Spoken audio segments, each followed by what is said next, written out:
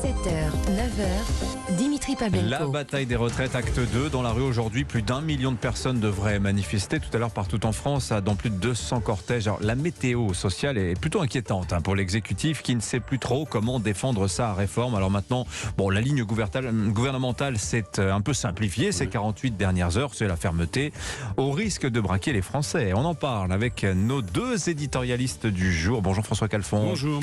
Éditorialiste politique, membre du bureau national du PS. Tiens, on pose une petite question sur avec plaisir. le Quand psychodrame on aime, on compte pas. marseillais du Parti Socialiste. Mathieu Bocoté est avec nous aussi. Bonjour Mathieu. Bonjour. Bon, le temps de la pédagogie, Mathieu, c'est révolu. Qu'est-ce qu'on a eu comme argument, si on fait le bilan depuis 2-3 mois, pour vendre la réforme des retraites? Ça a pas mal bougé dans le... Et je cite Emmanuel Macron qui nous disait hier, quand on se compare aux autres, il faut réformer. Voilà. Alors la réforme est toujours présentée comme indispensable, mais les raisons qui la rendent indispensable varient au fil des semaines. Donc on a eu l'argument, ça va permettre d'investir ailleurs dans d'autres fonctions sociales. On a eu l'argument, elle est juste fondamentalement. Et là on arrive à l'argument qui par ailleurs est probablement le seul valable, c'est l'argument de la nécessité. C'est-à-dire que ce système ne peut tenir que s'il est réformé dans la direction projetée par le gouvernement. Ce qui ne veut pas dire, et on entend bien, là le gouvernement a intériorisé la chose, il comprend que le commun est mortel, que l'électeur ne se dit plus c'est une réforme juste qui correspond à nos attentes sociales. L'argument qui lui reste en fait, c'est elle est nécessaire et sans elle tout s'effondre. Mais là on est déjà rendu au prochain argument, qui est l'argument utilisé par Gérald Darmanin ce week-end, en disant finalement il y a deux camps dans cette bataille. Il y a le camp du travail et de la réforme des retraites, et il y a le camp des paresseux, le camp des glandeurs finalement, le camp du droit à la paresse, le camp vers Sandrine Rousseau et ainsi de suite, le camp des casseurs. Et là donc l'objectif du gouvernement maintenant c'est moins de débattre sur les retraites que de débattre sur le blocage du pays, sur sa paralysie, sur les violences attendues, redoutées, sur la casse qui pourrait venir. Donc tout l'objectif du gouvernement dans les prochains jours, dans les prochaines semaines, c'est que le débat ne porte plus sur les retraites, mais sur le blocage du pays. C'est la manière pour lui de ressaisir l'opinion. Reste à voir si ça va fonctionner. On a diffusé tout à l'heure, aux alentours de 7h25, dans Le Jour des archives de 1993, à l'époque de la réforme Balladur, où à l'époque, le Premier ministre, Balladur, tenait des propos assez similaires à ce que disait Emmanuel Macron sur le thème « c'est une réforme nécessaire, ça va vous demander des efforts ». Mais à l'époque, Nicole Notat, patronne de la CFDT, appelait à ne pas manifester. Et il n'y avait aucune vague. Tout le monde était d'accord avec cette idée qu'il fallait faire des efforts. Pourquoi ça prend plus aujourd'hui, 30 ans plus tard? Déjà, ça prend plus parce que c'est pas juste une réforme de plus. C'est une réforme profondément injuste. Ça change tout. Et donc nous sommes passés, mais d'un gouvernement qui prétend convaincre à un gouvernement, ça a été dit à l'instant par mon interlocuteur, qui veut vaincre. Et pourquoi ça ne marche pas? Pour une raison tout à fait évidente. J'écoutais. Qui veut vaincre? Oui, il veut vaincre, c'est-à-dire il veut casser, en utilisant éventuellement les casseurs, en utilisant éventuellement le thème éternel de la droite depuis 68, c'est à la chienlit. Enfin, le gouvernement n'a pas le monopole de la mauvaise foi quand même dans ce débat sur les retraites. J'essaie d'aller au bout d'un raisonnement. Et pourquoi ça ne marche pas? Pour une raison tout à fait évidente que vous venez d'indiquer, c'est que cette fois-ci, les syndicats réformistes sont contre cette réforme, parce qu'elle est injuste. J'entendais hier Marisol Touraine, qui a fait cette fameuse réforme dite Touraine, chez vos confrères de France Inter. Elle dit: vous ne m'entendrez pas, et je reprends ses propos à mon compte, vous ne m'entendrez pas dire qu'il n'y a pas de problème de financement des retraites. Moi-même, je suis l'auteur d'une réforme. Mais celle-ci est injuste. Et elle explique pourquoi. Parce que la mesure d'âge va pénaliser ceux qui ont connu le plus de difficultés, qui sont entrés les plus jeunes.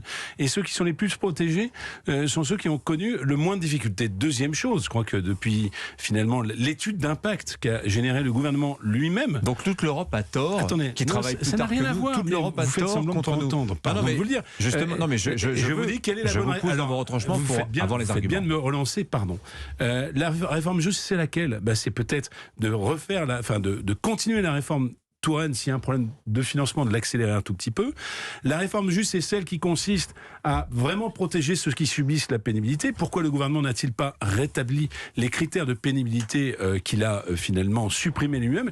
La réforme juste, tout le monde le dit, c'est celle qui consiste à accroître, protéger, développer l'emploi des seniors.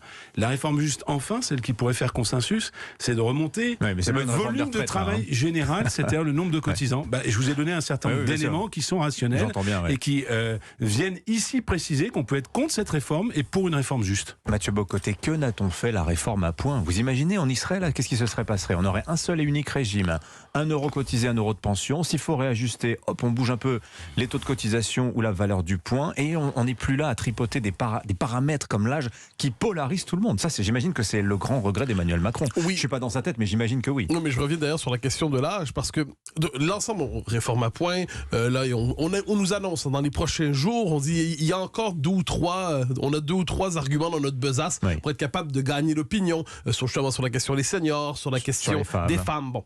Ceux Mais qui ont commencé très jeunes. On ne parle déjà plus de ça. C'est-à-dire que quel que soit ça, j'en ai l'intime conviction, désormais, au moment où nous en sommes rendus dans le débat, le gouvernement multiplierait-il les annonces ciblées envers des catégories de la population qui souffrent davantage? Ça ne sert plus, parce que le débat s'est fixé sur la question de l'âge, et désormais l'âge d'autant que ce débat est facilement intelligible, l'âge, facilement compréhensible, tout le monde peut s'emparer de cette question de l'âge, et dès lors ça devient le symbole, et ça se clive en tranchées. Le gouvernement qui dit d'un côté 64 ans, on ne négocie plus, c'est terminé, et pour le commun des mortels, dire 64 ans, eh bien on s'oppose à ça justement, et tant que le gouvernement n'a pas reculé, ça nous permet de nous mobiliser. Donc le symbole qui est 64 ans est devenu ce qui clive véritablement. Je suis assez d'accord. C'est-à-dire que tout à l'heure, moi j'ai essayé d'avoir un rapport rationnel à la question de la réforme des retraites. Donc vous imaginez le gouvernement renoncer aux 64 ans, mais tous les adoucissants passeraient. Mais tu as raison. Dans un la vérité, c'est qu'il s'est, depuis le départ, pour des raisons politiques, mais aussi économiques et sociales, fixé sur un symbole par rapport au milieu de la finance, par rapport à la Commission européenne, mais surtout on voit bien par rapport à la droite. Je vous repose la question, François. Il a voulu trianguler avec cette affaire à la droite. Et François, toute l'Europe travaille au-delà de 62 ans. La moyenne européenne, c'est 64-65 ans. Pourquoi la France ferait exception alors qu'en termes démographiques, nous avons exactement les mêmes dynamiques que nos voisins? Mais je ne suis pas moi sur les totems, je suis sur les chiffres du corps. Il y a 12 à 15 milliards à trouver. Donc il y a une exception culturelle française en matière de retraite, vous pensez? Il y a beaucoup d'exceptions culturelles. On peut rester soutenable par répartition, à 100% de répartition, en restant à 62 ans, à un horizon de 20 ans. Vous posez 4 questions en une. C'est la question, François. Non, je vais vous répondre. Moi, par exemple, je ne suis pas hostile à ce que, finalement, dans la répartition, il y ait un étage de capitalisation. Je pense que c'est un débat tabou. Moi, alors là, bravo, je suis très surpris, mais c'est bien. Mais parce que je pense qu'il y a d'autres critères et que vous-même, vous posez la question, mais vous-même, vous êtes enfermé dans la mesure d'âge. Alors que ce qui compte, c'est que... Ah non, mais moi, je suis pas enfermé, moi, je pose des questions. D'accord, mais vous dites tout le monde le fait, il faut le faire. Eh bien, moi, je vous ai donné au moins 4 ou 5 leviers. J'ai même pas parlé, parce que je pense que c'est aussi un levier, pardon de le dire, du montant des cotisations sociales. J'en ai pas parlé. Je l'ai mis de côté parce qu'il est polémique. Vous avez raison, François Calfon, qu'on aurait un taux d'emploi 10 points supérieur actuellement. Le problème de financement serait réglé. Mais je pense que les grands problèmes du gouvernement en ce moment, c'est que plusieurs partisans de ce qu'on pourrait appeler une réforme plus libérale, c'est-à-dire des gens qui diraient il faut travailler plus longtemps, pour l'argument que vous donnez, c'est-à-dire on vit plus longtemps, il faut travailler plus longtemps, et à l'échelle de l'Europe, l'âge de la retraite est beaucoup plus élevé. Argument 1. Argument 2, la capitalisation, c'est loin d'être le monstre dont on parle, c'est même une mesure nécessaire et de bon sens. C'est de bon sens. Mais même les partisans d'une telle réforme, et qui jugent là la réforme du gouvernement est paradoxalement timide, paradoxalement très modéré, n'ont pas envie de défendre la réforme du gouvernement, tellement lui-même, justement, et là c'est à ce moment-là que la politique reprend ses droits, donne l'impression non plus d'être le gouvernement national, mais d'être le gouvernement d'une classe sociale qui s'est barricadée dans des institutions, qui s'enferme dans ces institutions et qui traite le peuple à la manière d'une catégorie sociale menaçante. Et on se retrouve avec un gouvernement qui ne donne pas envie à ses alliés potentiels de le soutenir, parce que chacun d'entre eux se dit, ils se sont engagés dans un projet qui va les tirer vers le bas et qui les coupe de la population. Après, cette affaire est devenue très politique. On voit bien qu'il y a de l'entêtement de la part d'Emmanuel Macron. Moi, j'ai donné 10 000, grains à moudre, comme aurait dit André Bergeron, syndicaliste bien connu. Aucun n'est ouvert. Et il est évident que je me fais conseiller sur Europe 1 du président de la République que s'il décidait de remettre l'ouvrage sur le métier avec l'UNSA et la CFDT, il en sortirait par le haut. Parce que j'ai entendu tous les micro-trottoirs que vous avez pu faire depuis plusieurs jours. Je n'entends très peu de gens qui disent nous, on veut le retour de la retraite à 60 ans, on veut pas travailler. Vous avez dit le droit à la paresse de Sandrine Rousseau n'est pas partagé par les Français qui descendent. Par contre, ils disent je sens cette injustice, je sens que cette réforme est injuste, je sens que le gouvernement n'écoute pas. Oui, pardon. Il y a aussi, et c'est la complexité du débat, une hostilité à report de l'âge à 64 ans, mais aussi la conviction que c'est nécessaire et que c'est inéluctable. Mais de travailler plus longtemps et peut-être, moi je l'ai dit d'emblée, de travailler plus, je l'ai dit d'emblée, travailler en volume de travail, travailler plus longtemps pour ceux qui le peuvent. Tout ça est sur la table. Et d'ailleurs, l'a été par le passé avec des gouvernements de droite, à leur manière, que je ne partage pas, et de gauche. Mais je pense que derrière ça, c'est une crise de 30 ans qui se joue. C'est-à-dire, depuis le début des années 90, si on fait le portrait des sociétés occidentales, la France est probablement celle qui a la mondialisation la plus malheureuse.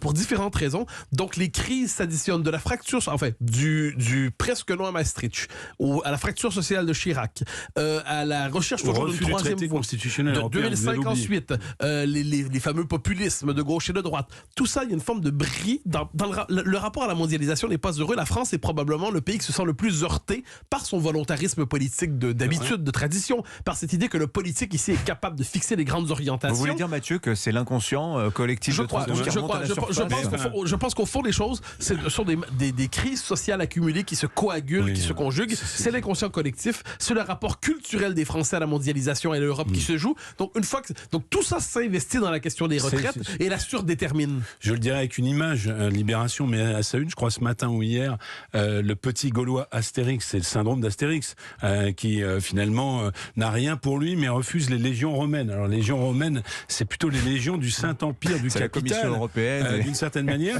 Alors ça, c'est vu positivement. J'entraîne le sourire sur ce plateau. Et ceux qui voudraient mettre au pas la France dans un modèle mondialiste, je parle d'Emmanuel Macron, parle de Gaulois réfractaires. Eh bien, le Gaulois n'est pas soluble dans la mondialisation, c'est tout à fait vrai.